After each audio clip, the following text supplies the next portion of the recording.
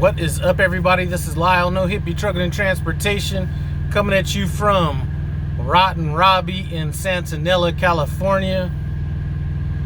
If you get a chance to stop by here, definitely take advantage. If you like Mexican food, they got a taco truck out here, but the place to go is the Alberto's right in the little gas station right down the street. For those of you people that are from Southern California, you know what I'm talking about. That is some of the best Mexican food that you will get. But probably asking, Lyle, after your last video, why are you in Santanella, California? Well, we had the load, the beer load, nice beer load going from basically Sacramento to Seattle. That load got canceled, or they weren't going to be around till the next day, so my replacement fleet manager for the weekend, shout out to Joe Dean, he empathized with what I was going through, took me off that load and gave me another load coming out of Marina, California, at Dole, going out to Sheridan, Iowa. Still lost out on another load, so we're going to be dealing with that here coming up, but I'd rather be headed to Iowa than headed to Seattle, so I guess that's a win there. But yeah, if you're ever in the area, okay, they got the Petro TA Lowe's, but they got this Rotten Robbie's that's kind of right in the mix of things, and you got In-N-Out Burger, the Mexican place, you got Panda Express, McDonald's. You got a lot of options around here. But anyway, our pickup is at 1200 hours, so basically midday tomorrow at Dole. So we'll probably try to get there around 9:30 or 10. I'm familiar with that place. It's a great place to get loaded out of. But I had a question where, you know, I'd mentioned in a video that I'm not all about them rest areas and stuff like that. So he was like, you know, why don't you like rest areas? I'm new, you know, kind of what's your thoughts on that? So I will tell you, when I first started off, rest areas was my thing. And a lot of that was because I wasn't really all that confident in my backing skills. So as I got more confident about my backing skills, I started kind of more shifting towards truck stops. And then once I started getting confident enough just backing in at truck stops, then I started getting picky. What direction's the sun, you know, all this kind of stuff. So then I would get a little bit more picky and what truck stops I backed into. And even then, beyond that, once I got even more confident, I started, and I don't even know, confidence didn't really even matter into this. I just never really thought about it, but I'm all about these little truck stops. You know what I'm saying? The Shells, the Exxons, just these little off-brand quick trips and come and goes and Casey's, you know, or just any off-brand truck stop. That's my place. So if I've got my shower, I don't need a shower that day or whatever, that's usually where you're going to find me. You're not going to find me at a big truck stop unless there's a reason, like there's nothing else around or something like that. So that's kind of my reasoning behind that. As far as you know, the trip planning aspect of that, it kind of depends on time. So one of the things that I say in my videos is I'm all about running. I'm a run like 10 hours a day, 10 and a half hours a day. But there's, you know, people are like, you're burning up your clock doing that. And I'm saying the hours it takes to deliver a load is the hours it takes to deliver a load. It's going to cost you those same amount of hours. But there's always going to be that day when I shut down short because of parking, or maybe the shipping took too long, or there's going to always be a reason why a day or two I'm not going to be able to run those hours. So my hours are going to be able to kind of catch up. So on those days, in relation to trip planning, if I pick up a load at, let's say, 3 o'clock in the afternoon, and let's say I may have driven 2 hours that day, as soon as I pick up that load, hours permitted, I'm probably going to start trying to find a place to park within 3 or 4 hours. Now that could, at that point, it's going to be whatever is convenient or whatever. But at that point, it could be a truck stop, it could be a rest area, it could be, you know, wherever. But usually if I have a choice, it's not going to be at a rest area. And a lot of these rest areas, especially the further east you go, you can get trapped in at a rest area. All it takes is that one truck that pulls up a little bit too far to where you're not able to make that turn out to get back out on the road or whatever.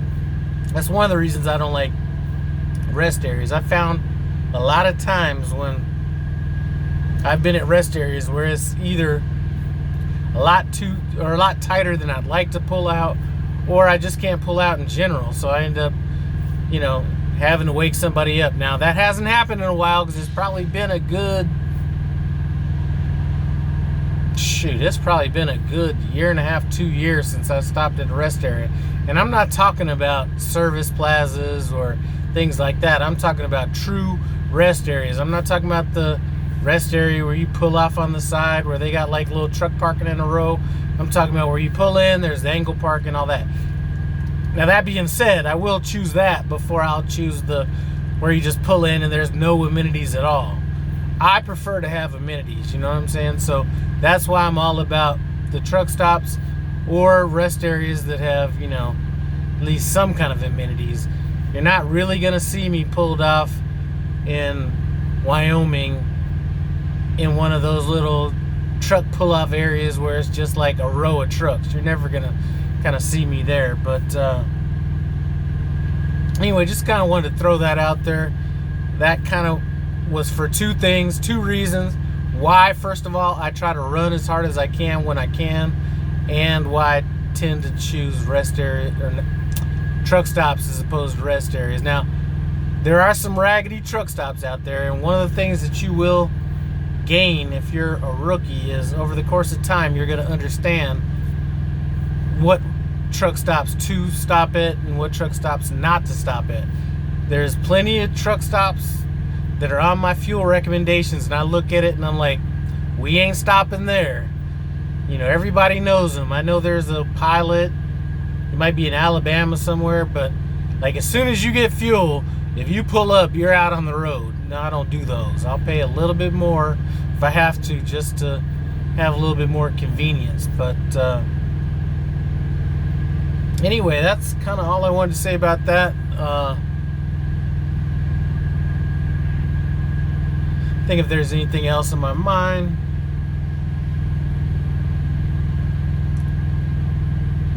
There really isn't, other than the fact that, you know, one of my pet peeves, I don't really even mind if somebody takes a bobtail space in a truck stop and they kind of pull forward where all the other trucks are.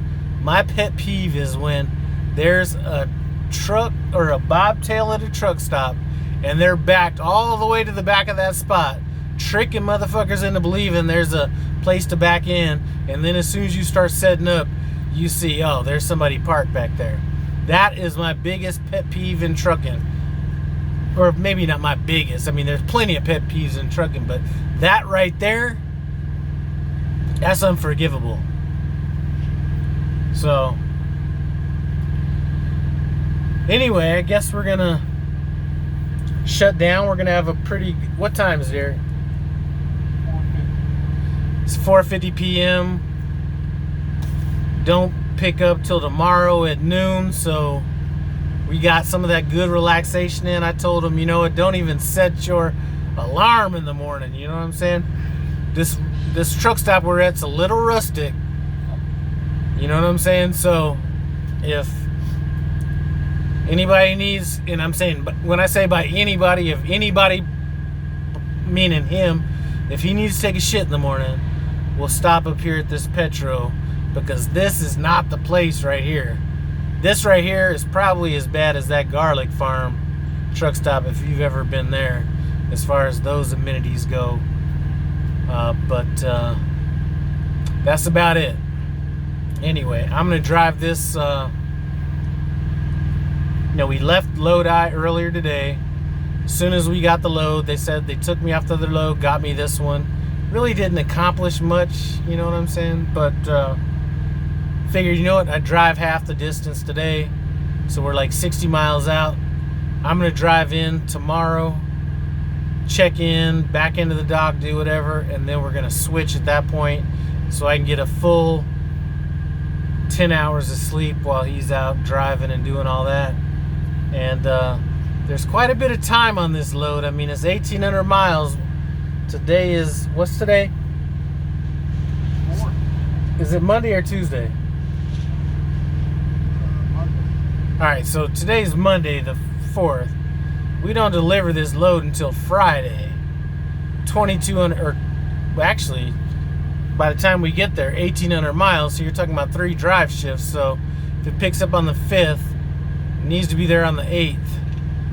We're going to be there a day and a half early, which I'm cool with. I'm all about the relaxation, but 1,800 miles is 3 drive shifts. So, let's see, we pick it up Tuesday.